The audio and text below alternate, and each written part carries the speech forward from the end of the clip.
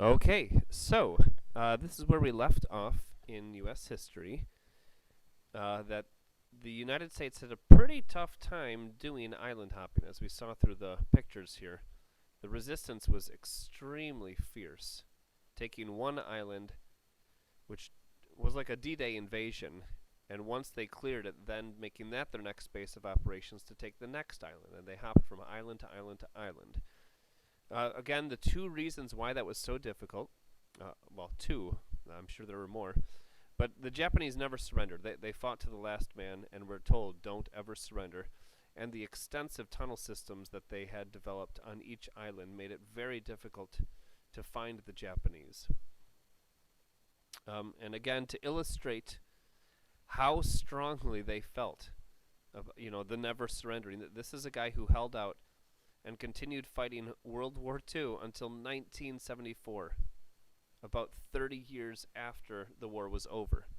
And he was not the only one. There were multiple people. He's just the best known of them. Another demonstration of the Japanese's determination to fight this thing was the Kamikaze, a Japanese suicide pilot who would intentionally fly their plane into targets like aircraft carriers to try to sink them or kill as many people or damage aircraft that was sitting on top of the aircraft carriers. And to have that kind of determination and dedication and love of not just your country but also your emperor, it made it very difficult to defeat the Japanese. And it also helped lead to the U.S.'s decision to drop the nuclear weapons.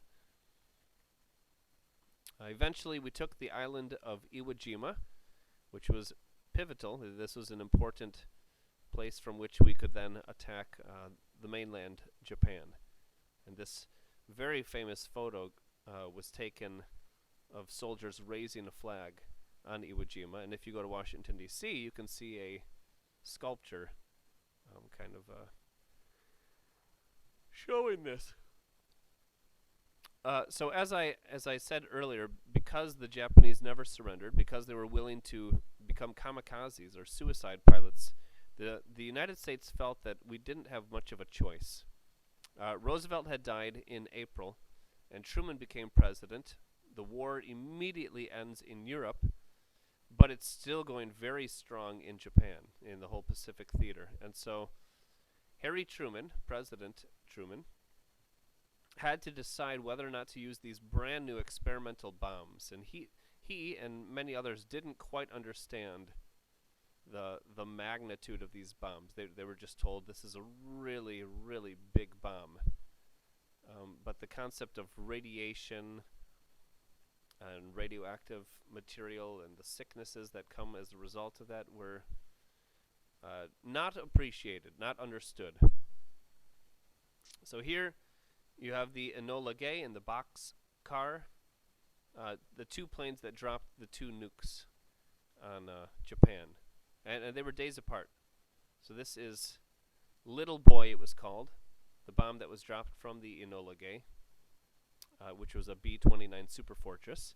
That was dropped on August 6th, 1945, on the city of Hiroshima. A few days later, on August 9th, they dropped what's known as Fat Man, another big bomb. You can see two guys just so you get some idea of how big this bomb was. And it's filled with, radioactive material that makes it so potent. So this was a photograph taken. The description said this was 1 hour after the Little Boy was dropped from the Enola Gay. And it was just devastating. And that demonstrated to the Japanese that they could not continue fighting, that no matter how many kamikaze pilots they use, you can't fight a nuclear bomb like this. You just can't. And so the Japanese eventually surrendered. And you have soldiers taking to the streets, well, everyone taking to the streets, but soldiers and nurses and all kinds of civilians taking to the streets and celebrating. This soldier, this is a relatively famous picture of World War II, he just grabbed a random girl and kissed her on the street. But we gradually learned as time went on, what these bombs could do, what they were capable of, the magnitude of the destruction, and some of the horrific side effects. So you have nuclear shadows. The force of the bomb not only leveled buildings, but it shot out so much brilliant light that it burned everything. Like, we can get a sunburn by being exposed to the sun. Metal, concrete, wood, everything got a sunburn. And so here you can see a person was sitting on this step here. Everything around it got burnt except where the person was sitting. Here you can see a ladder was leaning against a house, and looks like a guy was standing right next to the ladder when the bomb went off. And the building was burned except where the guy's body was blocking it. So the guy's body absorbed all of that, like, sun burning or nuclear bomb burning, and so did the ladder. Here's another view of the guy that was sitting on the steps. Here is a valve. The shadow of this valve was burned onto the side of this, whatever it is. Looks like maybe a metal grain bin or something. Here you can see the shadow of these the bridge barricade guardrails or whatever. Those shadows, everything was burned except where the shadows of the guardrails were. Miraculously, some buildings, like this building, stood and didn't get leveled. And so if this is what it looked like, shortly after the atomic bomb went off, this is what it looks like today. They decided to leave it. They didn't level it. They didn't restore it. They left it as a memorial to remember the terrible destructive power of a nuclear weapon. Now, two different perspectives. This was World War II Supreme Allied Commander in the southeastern portion of Asia. Said the dropping of the bombs resulted in the colossal saving of lives, of human lives, as many Japanese had been killed defending the small island of Okinawa as at Hiroshima. Now imagine what the invasion of the Japanese mainland in 1946 would have led to. They would blow themselves up rather than surrender. Millions more would have been killed. So this perspective says this was a good decision to drop the bomb, because so many more people would have died. Like, they were already training women and children in fighting. So it wouldn't have just even been Japanese soldiers. It would be countless civilians as well, who would arm themselves and no longer be civilians, but don't have, the proper training or equipment. Here, a different perspective. This was a World War II Joint Chiefs of Staff member. So the use of this barbaric weapon at Hiroshima and Nagasaki was of no material assistance in our war against Japan. The Japanese were already defeated and ready to surrender because of the effective sea blockade and successful bombing with conventional weapons. So this perspective says we didn't need to. If we would have just given them a little bit more time, the Japanese would have surrendered. They wouldn't continue kamikaze or anything like that. Yes, they were training these women and children, but if we approached them with a reasonable terms of surrender, they would have stopped. We didn't need to use these bombs. There were alternatives. I guess I'll leave it up to you to decide whether it was justified or not. But let's continue looking at the destruction. Here you can see just every building, with only a few exceptions, leveled. This was the center of a booming industrial complex.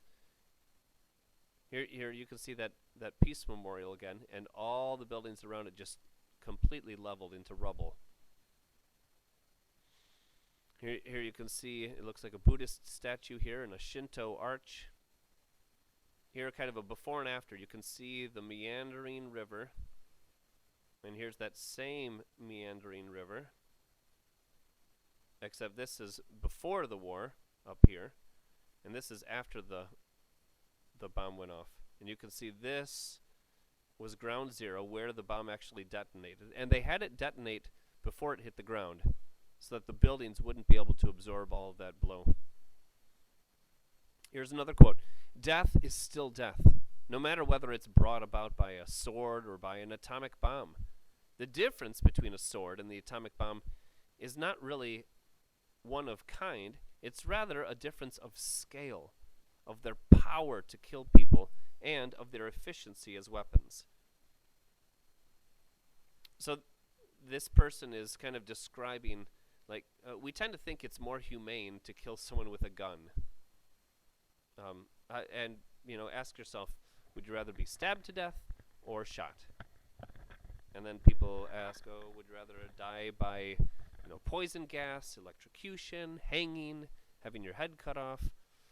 And kind of, I think the point being made here is, it doesn't matter how you die, you're still killing people. So we need to be asking ourselves different questions than just, this was terrible because look at how awful the atomic bomb was, but rather the scale. Should we be able to kill this many people with the single dropping, the single pushing of a button? And having that kind of power is very dangerous and should cause us to pause. So it's not, this was war. We were in war and people died. Whether we dropped conventional bombs or this new bomb, whether we shot them with bullets or not. But it should cause us to pause when we have the ability to destroy entire cities and kill tens of thousands of people with a single push of a button. More, here's, again, victims of Hiroshima. Here you can see a pile of bodies burned badly, charred. And, I mean, this is just a child.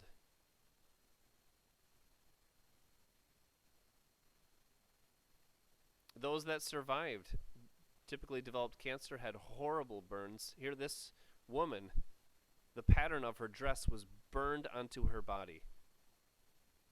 Here you can see this person burned very badly. It looks like some of his skin was not exposed, but a lot was. And this kid, he lost his hair and has, it's difficult to see, but he has boils right here.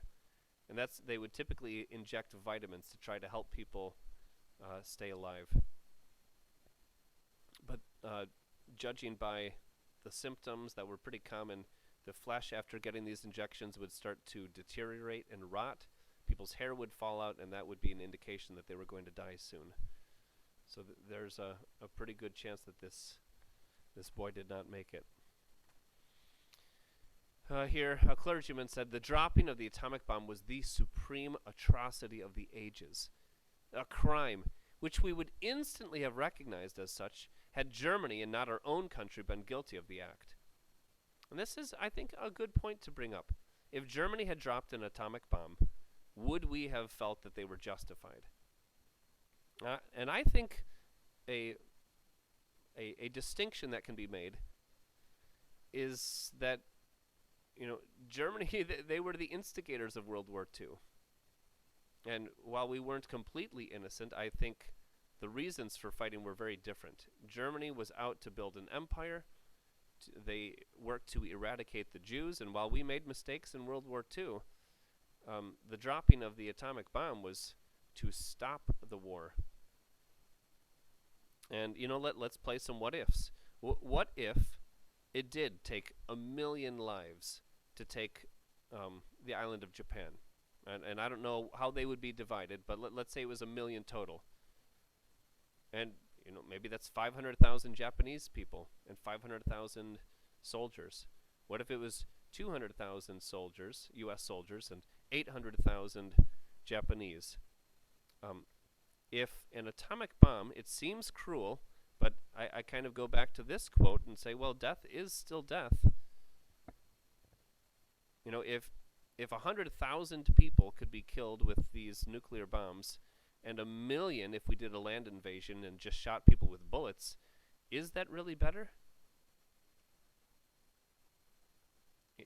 Does that make this the atrocity of the ages just because it's a new technology that can kill people very quickly and easily on a big scale?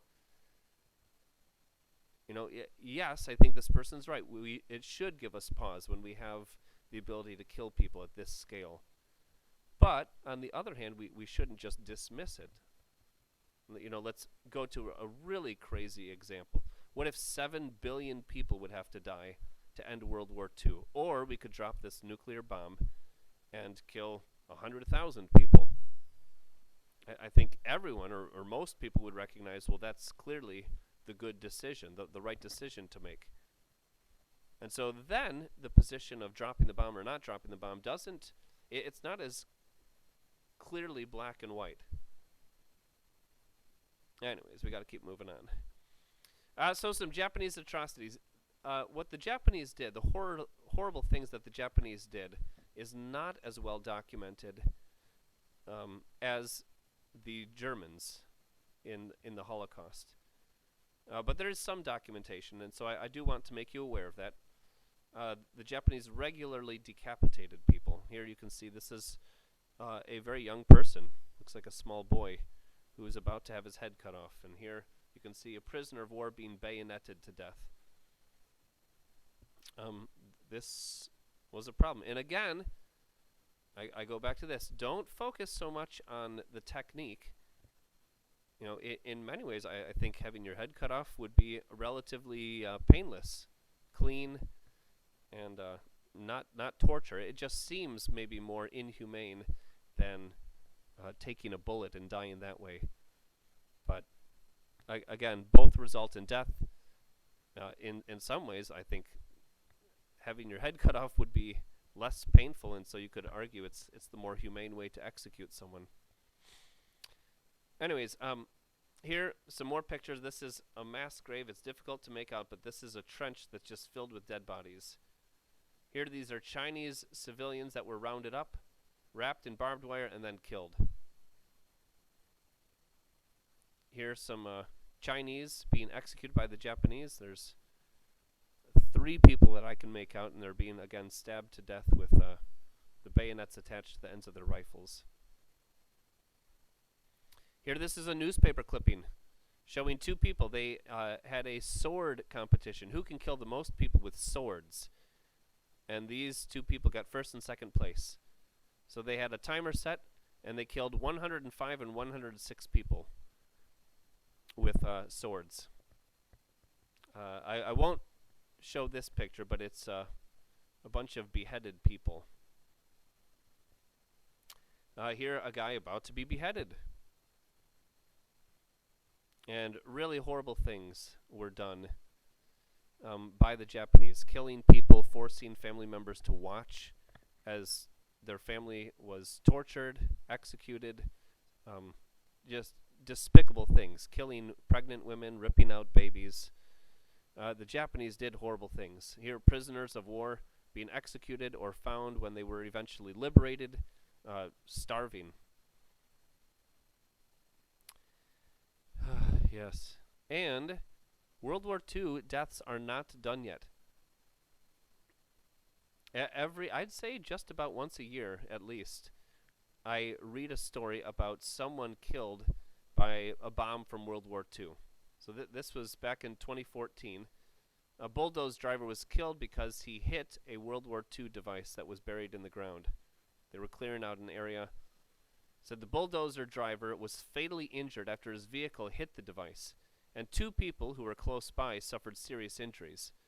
Another 11 people who were in the area were lightly injured. Windows, roofs, and doors as far as 400 yards away were damaged by the blast. Explosive experts were working to determine exactly what that device was. And this one really surprised me. An estimated 200 million pounds of unexploded and potentially dangerous explosives from bombs to missiles to mustard gas. Bombs, missiles, mustard gas, like poison gases, lurk and leak beneath the world's oceans because many nations after World War II just dumped theirs in the ocean, figuring no one would hit it there. Anyways, World War II was horrible, absolutely horrible, but some important lessons about appeasement, knowing when to give in to work towards peace and when not to. That's an important lesson that the world needs to know and remember about standing up for what's right, about the difficulties. Even if you are on the side of right, sometimes you have to make terrible decisions, difficult decisions because of the sins of others. And those lessons also apply to us on a personal scale, on a personal level.